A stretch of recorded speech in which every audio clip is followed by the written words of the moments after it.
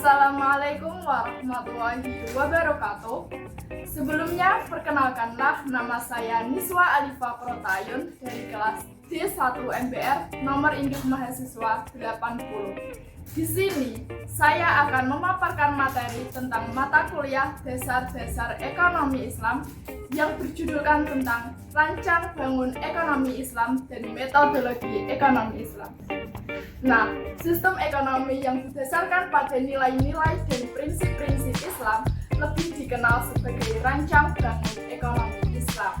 Tujuan dari sistem ini adalah untuk mencapai kesejahteraan masyarakat yang adil dan berkelanjutan dengan menempatkan manusia sebagai prinsip pembangunan ekonomi.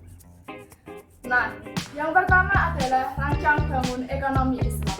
Rancang bangun ekonomi Islam bisa diibaratkan sebagai sebuah rumah yang dimana adalah sebuah bangunan yang terdapat bagian-bagian penting.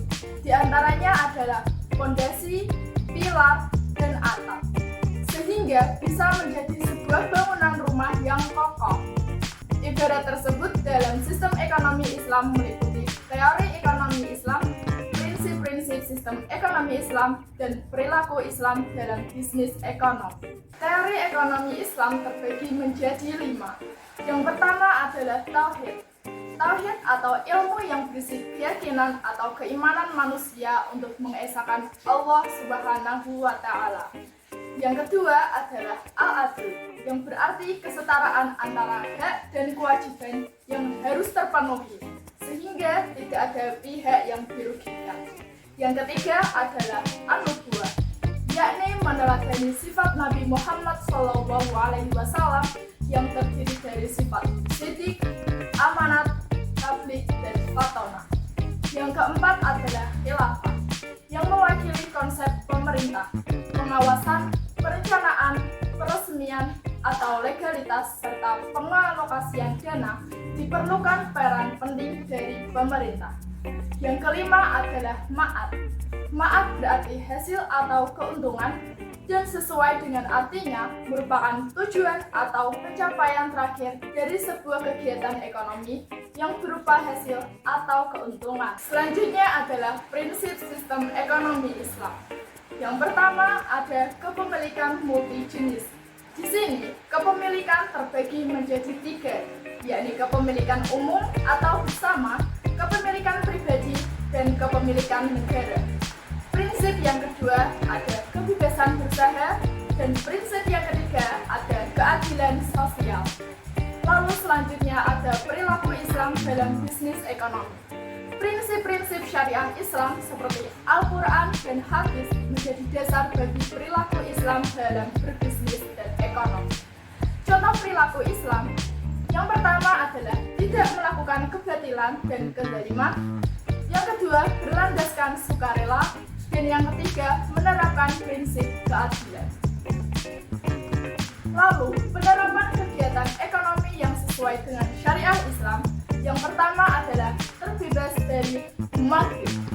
Maghrib yaitu maisyir, gohar, haram, riba, dan batil. Yang dimana maisyir artinya adalah perjudian, gohar adalah ketidakpastian, haram, riba adalah bunga uang, dan batil adalah ketidakbenaran. Yang kedua adalah keadilan sosial, yang dimana keadilan sosial bertujuan untuk mengurangi kesenjangan ekonomi dan memastikan distribusi kekayaan yang adil. Contoh implementasi dari keadilan sosial adalah menyalurkan zakat, wakaf, infak, dan sedekah. Nah, itu dia materi rancang bangun ekonomi Islam. Selanjutnya adalah metodologi ekonomi Islam. Metode merupakan suatu prosedur tata cara untuk mengetahui sesuatu yang mempunyai langkah-langkah sistematis. Ilmu yang mempelajari tentang metode ilmiah disebut dengan metodologi.